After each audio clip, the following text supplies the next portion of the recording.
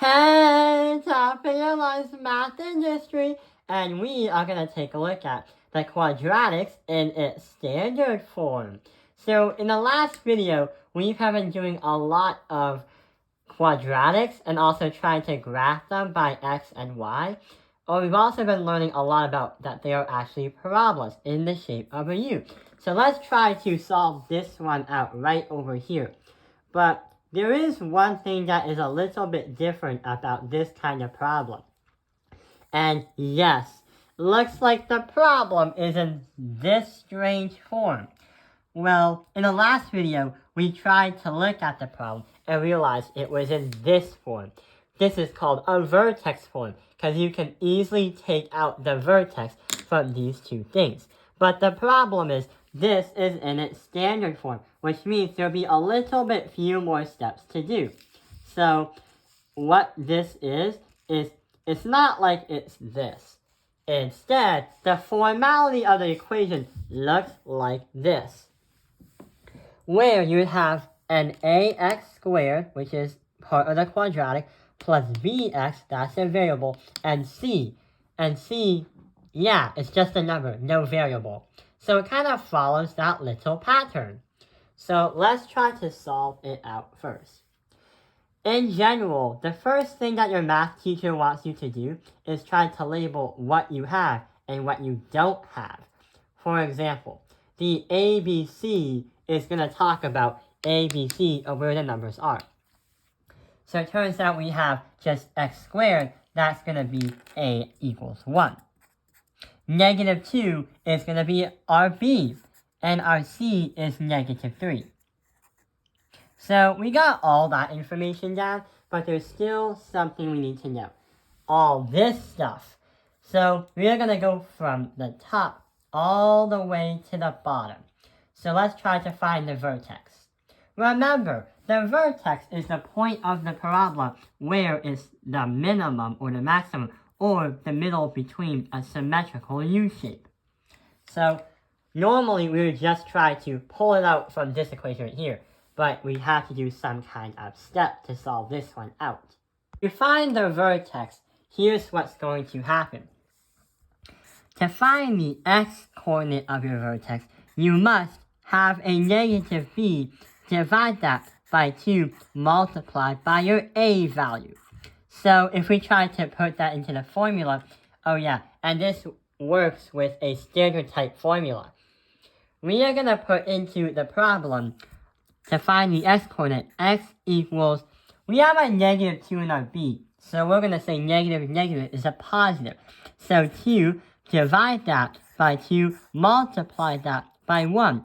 Number 1 was supposed to be our a value right over here.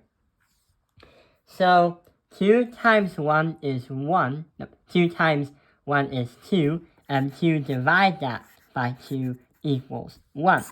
Therefore, the x-coordinate has to be 1.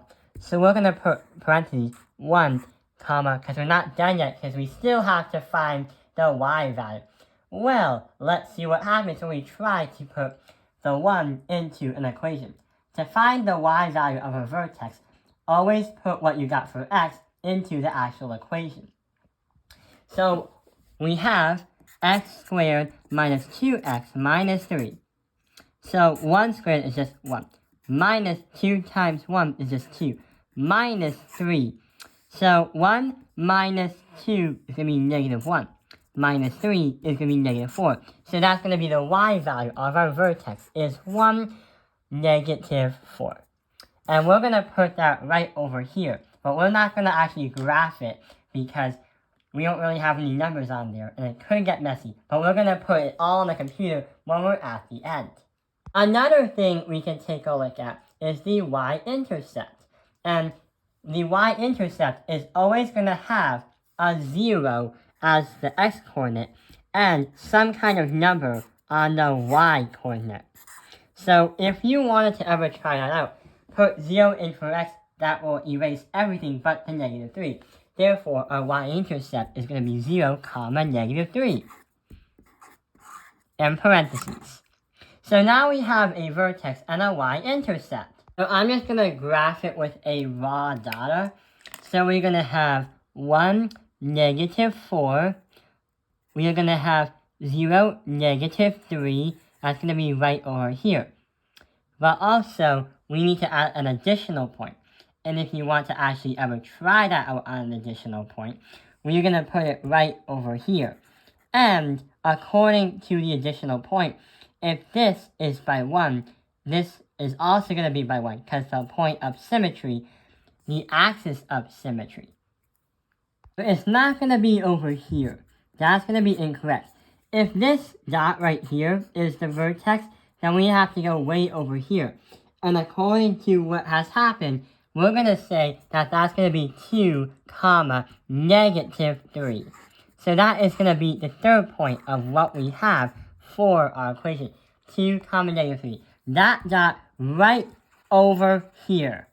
Sometimes your math teacher is going to say, well, 3 points is not enough because it can't describe where the graph is going to go later on when you reach the far ends of the ratio table, or should I mean the far ends of the graph. So our axis of symmetry is going to be x is going to equal 1, because that is going to be the vertex. That's the axis of the line going straight down past the 1. We do have a max and a min, but we're going to start doing the points. So we have 1, 0, and 2. What else could we do for x? Well, what I've tried to do is add a 4. So let's try to see what happens when we have x is going to equal 4. So 4 squared minus 2 times 4, and minus that by 3. 4 squared is 16. Minus 2 times 4 is 8, minus 3. So 16 minus 8 is 8 minus 3 equals 5. So that is going to be 4, 5. So that's going to be point number 4.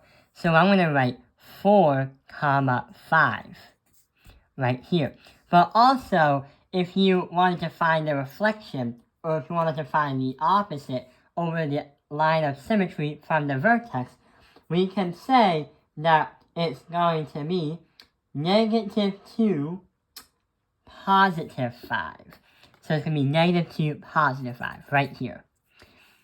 So what we're going to do is fill in the graph, because now we actually have 5 points that actually help us out. Oh yeah, I am holding the phone as a camera and I'm using a marker as one hand. It's not entirely, the scale's not entirely accurate, but it makes a lot of sense. So, we have the min, max, a domain, and a range left. What are we going to do? Well, if you take a look at the min or the max, looks like the thing is pointed upwards way up here. So it means that there's going to be infinite numbers going up, but there's going to be a limit of negative 4 down here. Meaning, here's what's supposed to happen. We have a minimum of negative 4, and that's how we answer it. A domain is going to be all possible x values. So, looks like it goes all the way up there to negatives and all the way up there to the positives. So easily we can say negative infinity, positive infinity, meaning when you go up on the parabola, you negatively and positively go to infinity in both directions. But what about the range, all the possible y values? So you are going to have negative 4, infinity. Infinity is going to have parentheses because it's not an actual set number. It doesn't have a value. It's just a way for mathematicians to express that, oh, a number going on forever and ever and ever. So, yeah. What about negative 4? It does have a set value. That's because the minimum you can go to is negative 4, which is the vertex. You can't go anything below that, but you can definitely go above it. So we are going to have brackets for a number that has a set value. So yeah, we are now complete of this problem. Right over here is the actual problem from my algebra class. We have the same answers right over here. And this is what the graph would look like. That's the vertex. That is the y-intercept. That's the reflected point of the y-intercept. And that is going to be the far end. That's negative 2, 5. And this is positive 4, 5. So that's what the graph will look like. But what will it look like on a computer when we try to put it on like Desmos or whatever it is? So yeah, the picture actually shows on a computer that we have the same kind of graph, like here and here. Double checking is actually another way to study for your next math test. If you do have one, good luck, and I know you have got this. I hope this video has helped you understand quadratics in its standard form. Thank you for watching Top Penalized Math Industry. Like and subscribe.